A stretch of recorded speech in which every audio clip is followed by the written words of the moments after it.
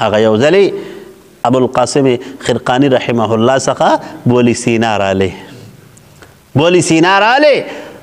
ورته وایي مونږ خو په دې علم طب کې بعضې دوایانې بعضې میډیسن داسې وي چې هغه تریاق کې د هر څه کې کار کوي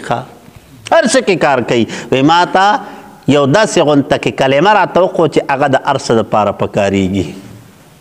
د هر څه دپاره پکارېږي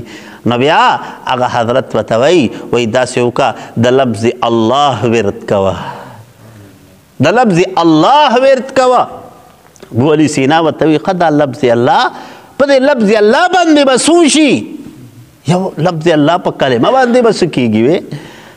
هغه داسې ورته کتل نو د علماو د اولیاو له الله ډېر لوی فهم ورکړی ډېر لوی سوچ یې والا ورکړی نو دا ابوعلي سینا چې و د بادشاه خصوصي حکیم و د بادشاه علاج به کو د بادشاه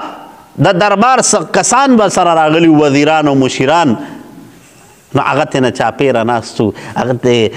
د حضرت چې ورته داسې وکتل ورته وایي دا مړه خره ته په څه پوهېږي چې دا خبرې ورته وکړه ابوعلي سینا باندې خولې را ماتې شوې دا رنګ یې ژړ شو ډېر سخت غوسه شو حضرت ورته وایي دا ابوعلي سینا دا رنګ دې ولې متغیر شو هغه ورته وایي دا تا خو زه د خلقو په مخ کې وشرمولم ما ته خر ووایي هغه ورته وایي ابوعلي سینا ته دومره پوه نه شوې چې کله یو کلمه د خر لفظ هغه په تا باندې دومره اثر وکړه چې ستا رنګ یې بدل کړو